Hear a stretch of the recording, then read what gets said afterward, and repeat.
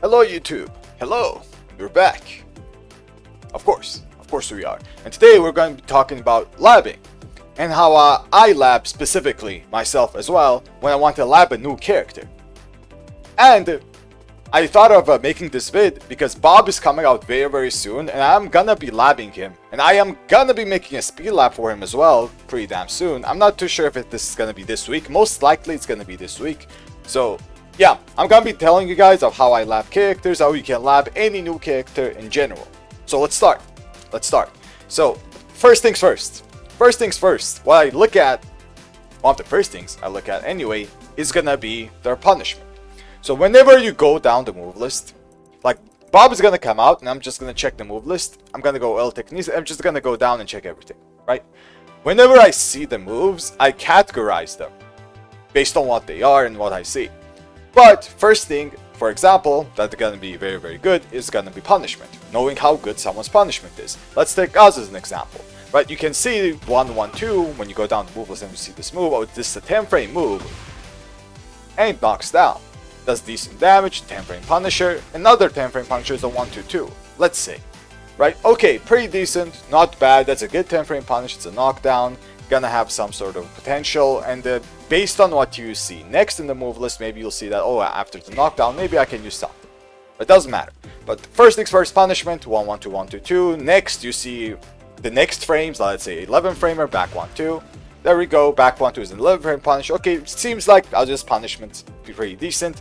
Let's see for 12, and you will see 1+2 works. It can be okay, right? Oh, let's see 13, down back 1-2. That's a good punisher, and just from seeing this, you'll be like, okay, Gazi's punishment is up there, you know, it's not bad, pretty damn good punishment. He has good knockdowns, and then you will check, oh, does this wall splat? It's not. Maybe this wall splats. It does. How about down back 1-2? Also wall splat. That's pretty decent, you know? And I'll be like, okay, his standing punishment seems pretty good. How about 14 and 15? Usually 15 is launch, right? So 14, you just get back to 4 unless you get an electric. If you find this out, obviously. And 15, you get down forward 1-4, which is not a launch, unless you get an electric. And then you will be like, okay, this seems a little bit weak for 14 and 15 frame punishers, unless you electric, right? Unless you do an electric on them, then it's very strong. So it's a execution-based character to have high reward on these kind of punishments, right? For the electric. There we go. We just found out standing punishment up to 15 frames, and you do the same thing. For wall standing punishment, when you're ducking, you check wall standing 4 and how good it is, let's say, or what it does. Oh, it's for crouch, it's 0, for example, with Gaz. I'm gonna do the same thing with Bob. I'm gonna check out every other punishment as well and see, let's say, a 13 frame punishment for Gaz. It's a launcher that's big. This is one of the best wall standing punishments in the game because of a 13 frame launcher being a thing with twin pistons, right? It's amazing. And Bob most likely is gonna have a heat engager on the 13 framer because every DLC character in Tekken 8 has that, so most likely he's gonna have that as well. And then you check, okay, 14, 15, let's see if we have something like that. And for Gaz, he doesn't, but he has a 16 frame wall standing too. And you can check that and be like, okay, his wall standing punishment is either good, a little bit weak, or it's okay, it's average, whatever. Right, now you understand how the punishment works of this particular character. There you go, you have punishment done. It really is that simple, but it's not that easy because you have to understand it when you go down the move list, obviously, right? But you have to find this. So this is punishment done. Next thing I usually check, are there plus frames? We want plus frames, and plus frames are important no matter what the character. For guys, for example, when you see something like that, it's very important that, oh, you have to realize that it's plus whatever, right? The actual number, or +4, this move. Let's say, oh, +4. Not bad. So we have a plus frame move that forces crouch. Not bad. CD1 +2, another plus frame move. I just found this +5. Okay, it works.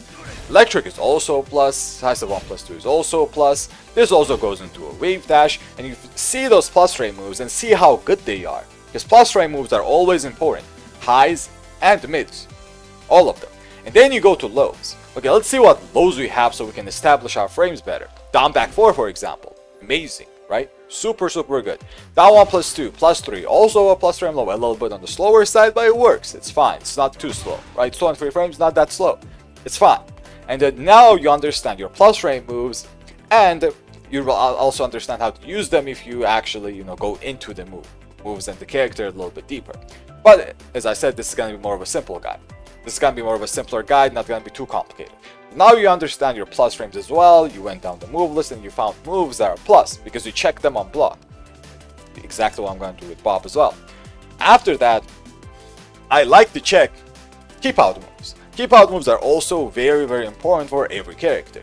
Some have better ones, some have bad ones. Right? Some have good ones or bad ones. And you can check that. Okay, if I want to keep someone out from coming close to me, what do I do? What can the character do? With Gauss, for example, it's a very easy answer and it's an electric. Obviously, it's an execution demanding move, but it is an answer. For Brian, for example, he can do a QCP1, right?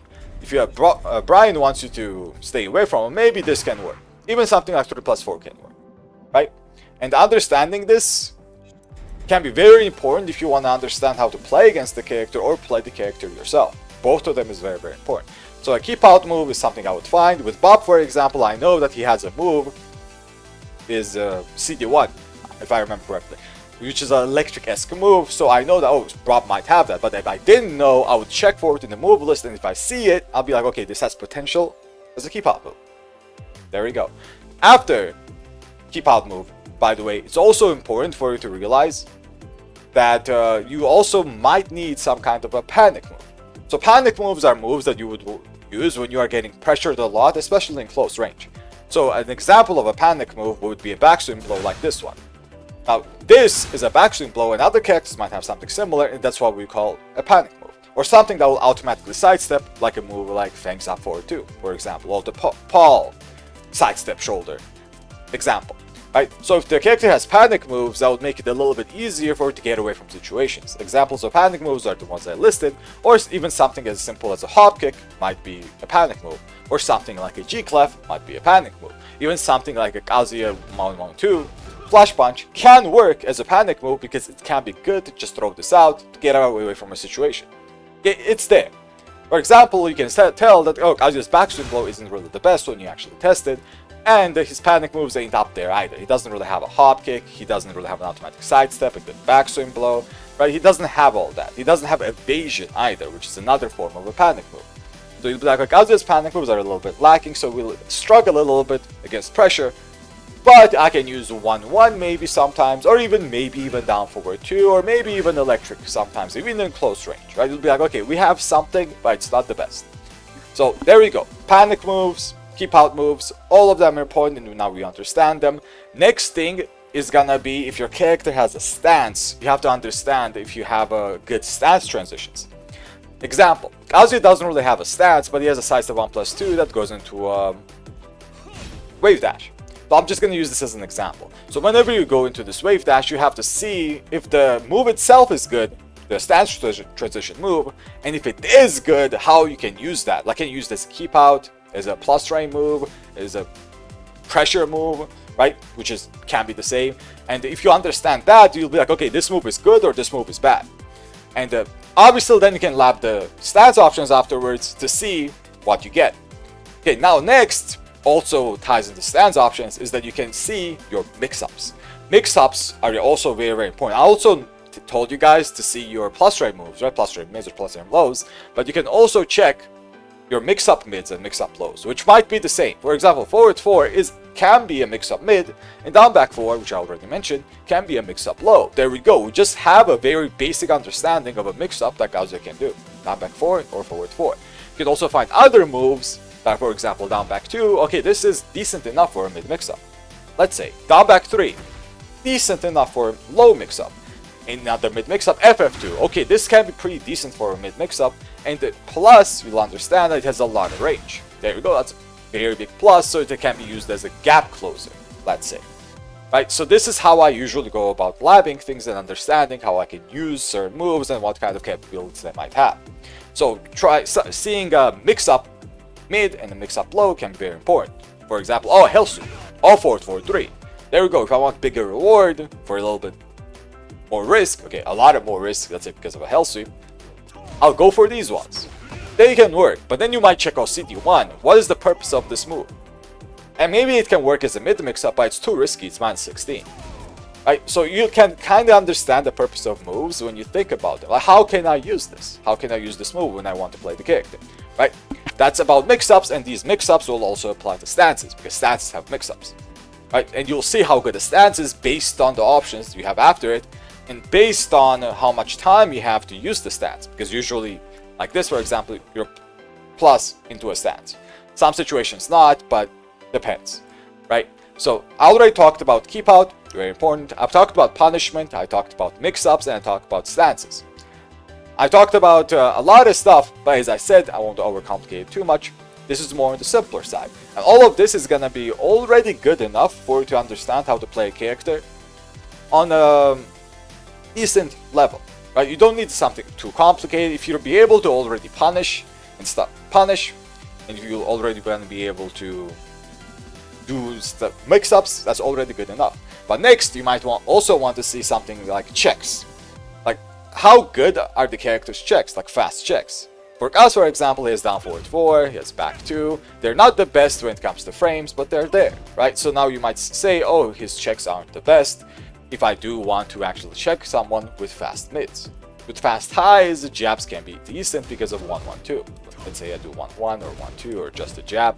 1-1-2 is great, maybe it can work, but mid's not the best, right? So all of this is a lot to consider, Obviously, it's not the only things, because as I said, this was a simple guide for understanding how a character works. If you want to lap someone yourself, let's say Bob's gonna come out and you want to see it for yourself, this is gonna be a good way to do it. At least this is how I do it. Plus a lot of other stuff as well, but yeah, let's not go over that for now. And when it comes to one more thing, the last thing I'm gonna say, which is also important, is gonna be after you lap these checks, you also kind of want to see what moves of yours track well. Specifically, if you want to, not overcomplicate it too much, just look for tracking moves. In the move list, they have a specific icon dedicated to themselves. I think it's this icon right here, the circle arrow thingy, I don't know what that's called. But yeah, back 4, for example, whatever has this green line, that's a tracking move, right? And you'll understand, oh, these moves are my tracking moves. If I want to stop someone from sidestepping me, maybe I can use this. Obviously, these aren't the only moves you can use, because there are some moves that track really well, even though they're not tracking moves. So you're trying to find stuff like that. So down forward 2 is a tracking move, just a good example. Tracking move, tracking move, tracking move, right? And you'll see what properties this tracking move has and how you can use them. And now you'll see, okay, is it easy for my opponent to sidestep me if my character has that weakness? Or is it not easy because my tracking moves are pretty damn good? And as I said, tracking moves aren't limited to these moves that have the green line to them, because there are some moves that track regardless if they're tracking or not, right? Depending on the situation, so even that matters. Do not overcomplicate it too much though. Look out for moves that have this green line and see how you can use them. For example, back 4 is -5 on block, fast tracking move, and it heat engages, right? So if it heat engages, then you check, oh, when I heat engage, it might do on a wall splat. There we go, wall splat. So it can be pretty good as a tracking move. But my other move, which is down forward 2, can be good if I want to throw out counter hit move as well. But it's a bit punishable, right? It is a punishable move, so it can be a bit risky. The next thing you might also want, I did say the last thing, but let's say extra tip, is to find out your counter hit buttons. Your counter hit buttons are also going to be important, but this is also going to be in combination with everything else. For example, if you found that down forward 2, oh, it's a counter hit button because it has this counter property, while on normal hit doesn't really do anything. It's the same with, let's say, FF4. Normal hit doesn't really do anything. Oh, it's in launcher on counter hit. It's a counter hit button. That's how you figure something like that out. For example, these two moves, as I already explained, are usually have the biggest reward on counter hit, which classifies them as counter hit buttons, right? So you have to use them in that regard. And now you start thinking about it.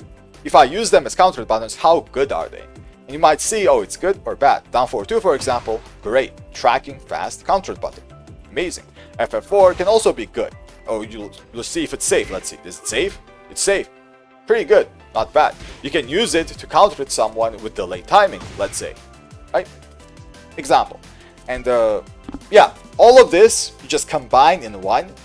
And when you find out all of this, you might say, oh, this character has potential, or this character doesn't have potential, or the character lacks something, like it doesn't have a lot of good tracking moves, or doesn't lack anything, which, you know, might happen. We're playing Tekken 8. Obviously, we're playing Tekken 8.